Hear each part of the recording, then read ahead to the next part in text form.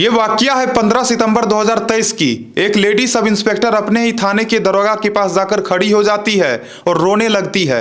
वो दरोगा पूछता है क्या बात है, क्यों रो रही हो। वो लेडी सब इंस्पेक्टर कहती है अब तो मेरा शोषण करना बंद कर दो, मैंने तुम्हारा क्या बिगाड़ी है, तुम्हें पता भी है तुमने मेरे साथ क्या किया है, मेरे पेट में तुम्हारा बच्चा पल रहा है, अगर अब से तुमने मेरे साथ कुछ भी ऐसा वैसा किया तो मैं थाने में शिकायत दर्ज करवाऊंगी और तुम्हें जेल भिजवा दूंगी। इतना कहने के बाद वो दरोगा अपनी कुर्सी से उठता है और सीधा लेडी सब इंस्पेक्टर के पेट में लात मार देता है।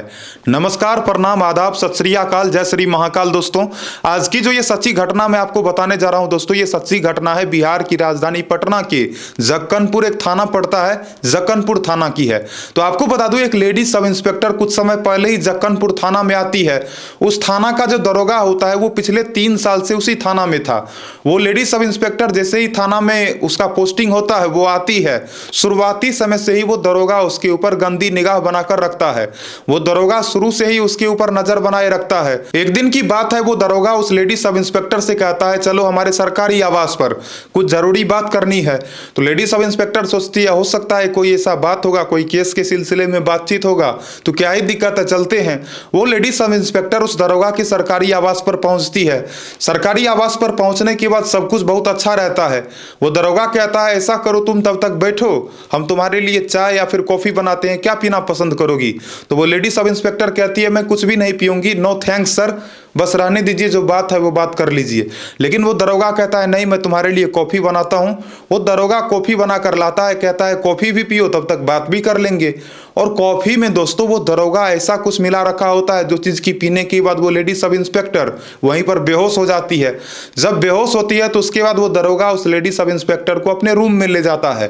रूम में ले जाने के बाद उसके शरीर से एक एक करके सारा का सारा कपड़ा उतार देता है और उतारने के बाद उसका यौन शोषण करता है। थोड़ा देर के बाद जब उस लेडी सब इंस्पेक्टर की आंखें खुलती है तो वो जब अपने शरीर पर हाथ फेरती है तो देखती है कि उसके शरीर पर एक भी कपड़ा नहीं है। वो तो पूरी तरह से चकित रह जाती है। वो सोचने लग जाती है कि आखिर मैं हूं कहां। वो जब चारों ओर देखती है तो दीवार पर देखती है उस इंस्पेक्टर साहब का फोटो टंगा हुआ था। वो समझ जाती है कि वो इंस्पेक्टर के सरकारी आवास में है।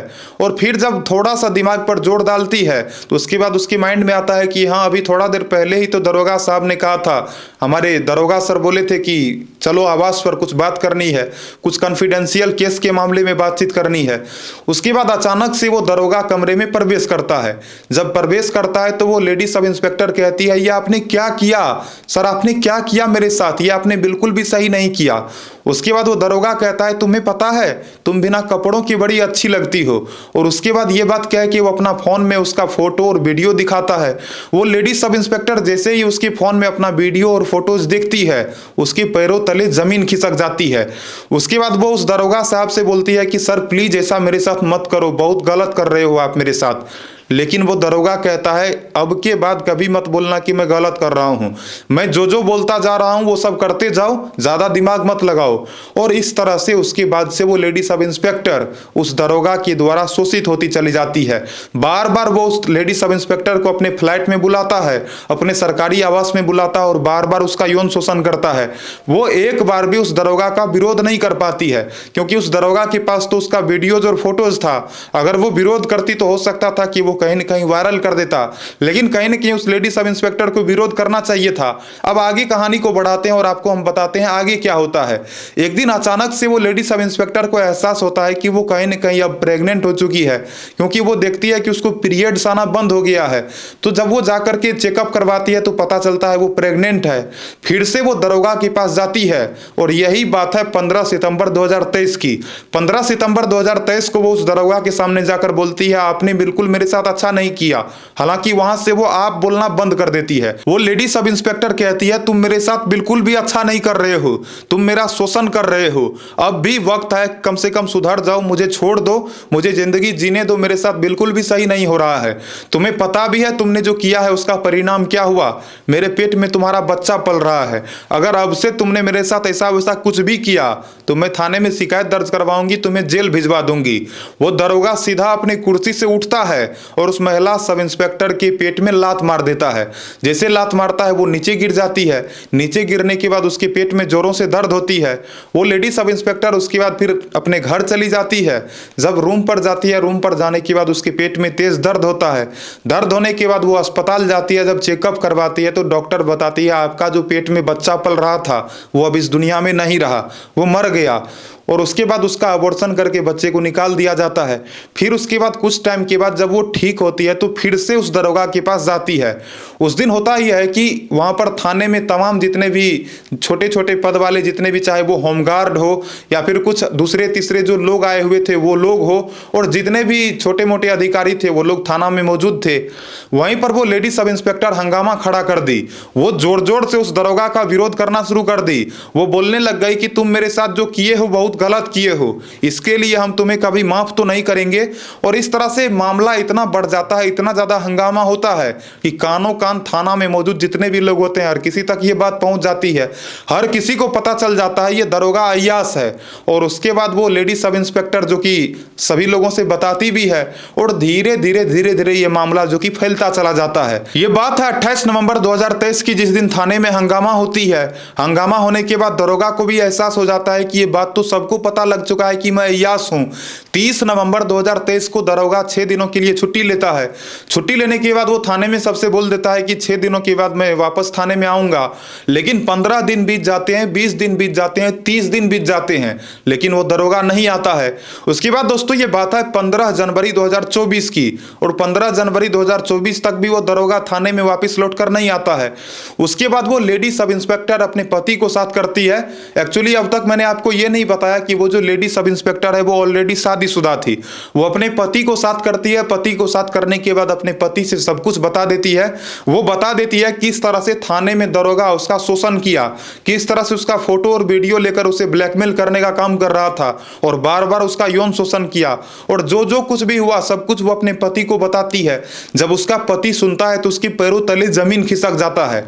आप खुद ही सोचो दोस्तों, किसी भी पति को अगर अपनी पत्नी का ये सब सच्चाई पता चले तो कितना ज्यादा उसे तकलीफ होगा। उसके बाद उसका पति तो हालांकि गुस्से से आग बबूला हो जाता है, लेकिन उसका पति अपनी पत्नी के साथ वो SC ST थाने में अपने पति के साथ जाकर वो मामला दर्ज करवाती है, थाने में तहरीर देती है, जिसके बाद ASP सदर स्वीटी सहरावत और SP भरत सोनी को इस मामले की जांच करने की जिम्मेदारी दी जाती है।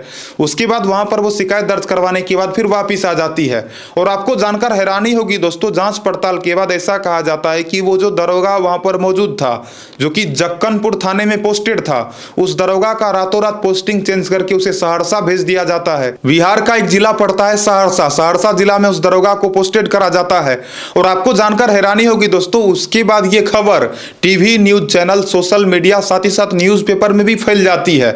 उसके बाद जब वो दरोगा सहरसा आता है, सहरसा आने के बाद जब बहुत सारे मीडिया वाले उससे संपर्क करने का कोशिश करते हैं तो वो दरोगा किसी से बात ही नहीं करता है, वो किसी के भी सामने सच नहीं बताता है। लेकिन आप बताओ दोस्तों, जिस तरह से उस लेडी सब इंस्पेक्टर का उसने शोषण करा, उसके लिए उसे किस तरह की सजा मिलनी चाहिए। हालांकि इस मामले की अभी भी जांच पड़ताल चल रही है, लेकिन कहीं न कहीं जिस तरह से वो लेडी सब इंस्पेक्टर सारा का सारा सच्चाई बताई है, तो क्या आपको लगता है कि उसके बातों में जरा सा भी झूठ है? क्या आपको लगता है कि वो लेडी सब इंस्पेक्टर झूठ बोल रही होगी? क्या उसका जो वो रिपोर्ट था जिसमें प्रेगनेंसी का रिपोर्ट निकलकर सामने आया था, क्या वो रिपोर्ट भी झूठा है? तो कहीं न कहीं दोस्तों लोगों को पहले ही जागरूक रहना चाहिए। बहुत सारे लोगों के साथ होता ही है कि जब कोई पहली बार उसके साथ शोषण करता है तो वो आवाज नहीं उठा पाते हैं। जिस तरह से वो लेडी सब इंस्पेक्टर एक दिन थाने में हंगामा की थी, अगर पहले दिन ही दरोगा ने उसके साथ जो छेड़खानी करा, उसी दिन अगर उसने हंगामा कर ली होती, अगर उसी दिन उसने अपना पूरा का पूरा निडरता दिखा दी होती, तो क्या उसके साथ आगे कभी शोषण होता? तो लोगों को स्टार्टिंग में ही आवाज उठाना चाहिए। अगर कभी भी किसी के भी साथ कोई यौन शोषण करे तो ऐसे लोगों का विरोध करना चाहिए, और कभी भी डरना नहीं चाहिए। अगर आप पहली बार विरोध नहीं करोगे तो जिंदगी भर आपको वो सताएगा, पता नहीं कब तक सताएगा। हालांकि एक ना एक दिन मामले का खुलासा तो हो ही जाता है, कोई भी रात ज्यादा दिनों तक छिपता नहीं है। तो दोस्तों आशा करता हूं इस वीडियो के माध्यम से आपको एक नई सबक मिली होगी। बाकी मैं इस वीडियो के माध्यम से किसी को भी ठेस पहुंचाना नहीं चाहता हूं। इस वीडियो को बनाने का मकसद किसी भी आदमी को बदनाम करना या फिर किसी का इमेज खराब करना नहीं है, बल्कि हमारा मकसद है लोग अधिक से अधिक जागरूक हो, लोग अधिक से अधिक सावधान और सतर्क रह सके। बाकी इस वीडियो को आप अपने दोस्तों से भी शेयर करना, अपने रिश्तेदारों से भी शेयर करना और हमेशा अच्छे से रहना। जय हिंद।